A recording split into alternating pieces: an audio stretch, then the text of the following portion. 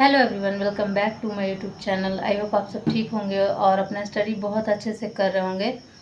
तो अभी रात के बज रहे हैं 12 और अब मेरा सोने का प्लानिंग हो चुका है। लेकिन ना मैं थोड़ा सा इंट्रो का क्लिप नहीं ले पाई थी, तो सोची कि थोड़ा सा क्लिप ले लेती हूँ, उसके बाद एडिटिंग करूँगी, उसके बाद सो जाऊँगी।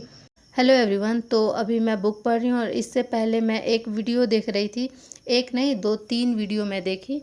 तो ज़्यादा टाइम का नहीं था, ऐसे 15 से 20 मिनट का था। जो एक मैं वीडियो टेलीग्राम ग्रुप में शेयर भी की थी। बिहार राज्य का जो उत्पाद है, मतलब किसी विशेष जिला का, तो वैसे बहुत सारा उत्पाद सर बताए थे, तो वो बहुत इम्पोर्टेंट है, ज़रूर से आएगा। और बिहार में कौन कौन सा मेला कहाँ पे होता है और किसके संगम पे होता है, कब होता है, एक ये मैं वीडियो देख रही थी।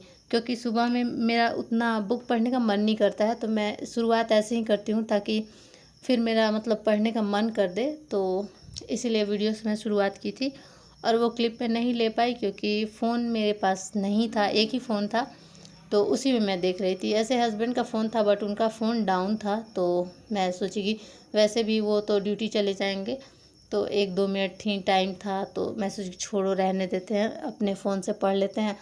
फिर उसके बाद अपना ये मैं ज्योग्राफ़ी का स्टार्ट कर दी हूँ। जो मैं कल लेक्चर की थी ना, उसको अभी मुझे कंप्लीट करना था। क्योंकि जो मतलब लेक्चर करो तो उसके बाद बुक ज़रूर पढ़ो। मानते हैं सर बुक ही पढ़ा रहे हैं, फिर भी मुझे ऐसा लगता है कि मतलब बुक पढ़ने के बाद, सॉरी, लेक्चर करने के बाद बुक ज़रूर से पढ़ना चाहिए, क्योंकि उसमें जो भी फैक्ट है अगर कुछ, तो वो भी आप लोग को याद हो जाएगा। और अभी जो मैं कर रही हूँ वो स्थलाकृतियाँ हैं, तो वही मैं पढ़ी थी और ये बहुत ज़्यादा कंफ्यूजिंग है कि पवन से कौन कौन सा स्थलाकृति बनता है, और मतलब मरुस्थल में कौन सा बनता है, हिम से कौन सा बनता है, ये सारा था। नदी से कौन सा बनता है, यही सब आकृति था। तो वही मैं पढ़ रही थी। ये थोड़ा कंफ्यूजिंग लगता है क्योंकि ना हम लोग भूल जाते हैं, बट सर इतना अच्छा से एक्सप्लेन किए।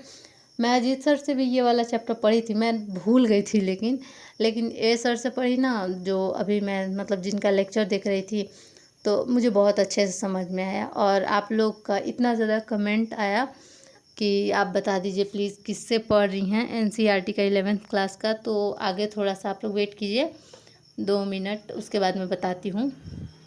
और यहाँ पे मैं वही कंप्लीट करने के बाद ना नेक्स्ट लेक्चर कर रही थी, क्योंकि अभी यही मेरा टारगेट चल रहा है कि जल्दी से भूगोल को ख़त्म करना है। इनका ये वाला लेक्चर ख़त्म करूँगी, उसके बाद मैं भारत का भौतिक भूगोल, क्योंकि मैं अभी अजीत सर का क्लास छोड़ दी हूँ, क्योंकि उनका क्लास बहुत टाइम का होता है और बहुत ज़्यादा लिखना होता है, और उतना मेरे पास टाइम नहीं है कि मैं लिखते चलूँ। तो इसी वजह से अभी मैं इसको कंप्लीट करूँगी, उसके बाद भौतिक भारत का भूगोल जो है उसको कंप्लीट करूँगी।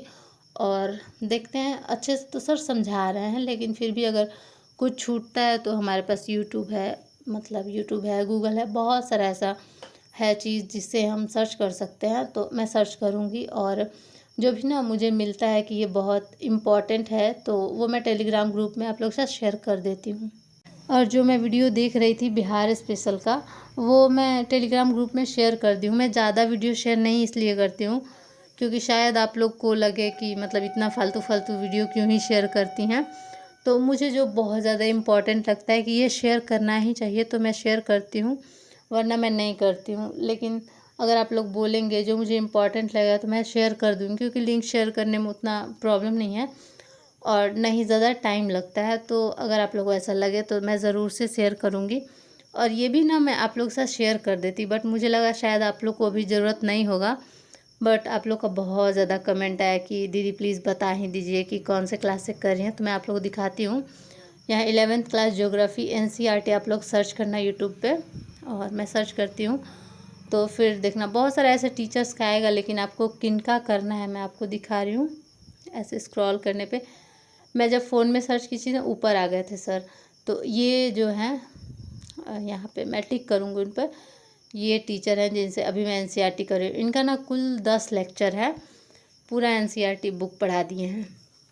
11th क्लास वाला अच्छे से मतलब कराए हैं, पूरा एक्सप्लेन कर कर के पढ़ाए हैं। और इनका 10 लेक्चर है, और मतलब कोई कोई 2-2 घंटे का, कोई कोई 1-1 घंटे का भी है, ऐसा नहीं है। फर्स्ट ही लेक्चर सिर्फ 2 घंटे 42 मिनट का है, बाकी सब मुझे लगा कि 1 घंटे 1.5 घंटे और उससे कम कम का भी है। तो आप लोग देख सकते हैं। और बहुत अच्छा सर पढ़ाया है, कॉन्सेप्ट आपका पूरा क्लियर हो जाएगा। एक क्वेश्चन था मेरे सब्सक्राइबर का कि आप ही खान सर तो बोलते हैं कि क्लास जो है उसी में हम लोग एनसीईआरटी को कवर कर देंगे, तो क्या हमें बुक पढ़ने की ज़रूरत है? तो देखिए, वो तो मुझे पता है, वो भी कोई भी क्लासेस हैं तो एनसीईआरटी को इग्नोर नहीं कर सकते हैं। सारे टीचर्स जो है करवाते हैं एनसीईआरटी, बट क्यों पढ़ना ज़रूरी है मैं वो आप लोग को बताती हूँ। जैसे मान लो संसद है, हमारे पार्लियामेंट है, तो उसके बारे में आपको सर क्या बताएंगे कि 79 अनुच्छेद में है, इसमें 2 भाग है, राज्यसभा लोकसभा, इसमें क्या क्या होता है। बट आपको रियल में अगर संसद समझना है तो अगर आप एनसीईआरटी पढ़ेंगे तो आपको समझ में आएगा।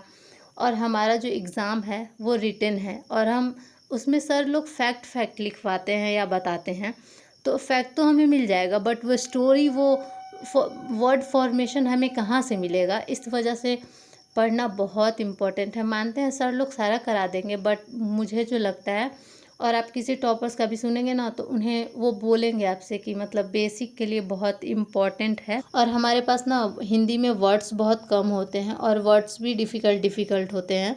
जैसे मैं जब अपना न्यूज़पेपर डेली पढ़ती हूँ तो मेरे पास ना डेली ऐसे 4-5 शब्द आ जाते हैं जो मैं नहीं जानती हूँ, तो उसके बारे में मैं सर्च करती हूँ। मेरे हस्बैंड का हिंदी बहुत अच्छा है, तो उन्हें मतलब लैंग्वेज की बहुत ज़्यादा पकड़ है, तो मैं फिर उनसे पूछ लेती हूँ कि ये शब्द के बारे में आप मुझे एक्सप्लेन कर दीजिए।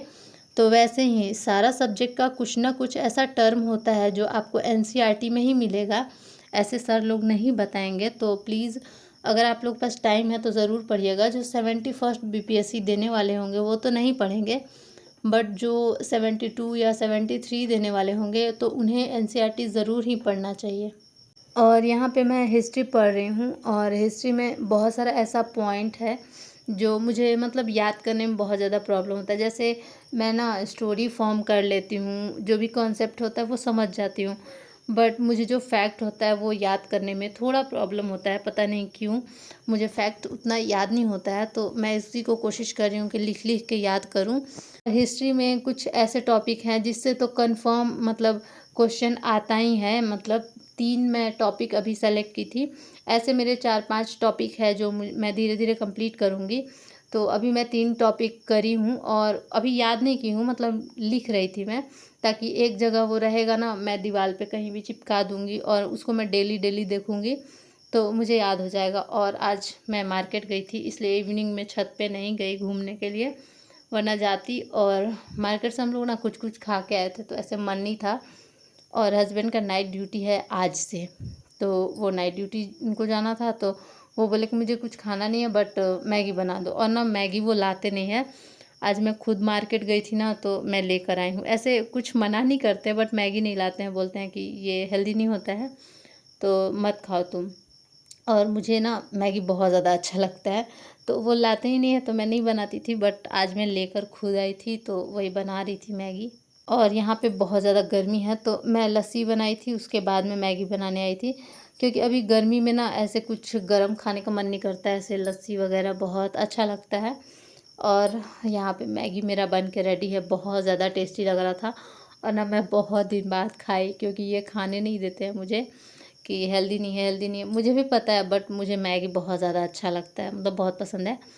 और मैं आप लोग को दिखाती हूँ, ये मैं पत्र पत्रिकाएँ कर रही थी, मतलब जो भी इनके राइटर्स हैं वो सब लिख रही थी मैं। मतलब मान लो महात्मा गांधी है तो उनका कौन कौन सा है, जैसे यंग इंडिया है, और मुझे उतने अच्छे से याद नहीं आ रहा है अभी। और धार्मिक सुधार आंदोलन से क्वेश्चन ज़रूर आता है कि कौन सा किनका था वो। और एक और है चैप्टर में युद्ध, जो बहुत ज़्यादा आंग्ल मराठा युद्ध, कर्नाटक युद्ध, ये वाला अभी मैं लिखी हूँ। और बाकी युद्ध मेरा बचा हुआ है तो वो भी बाद में करूँगी।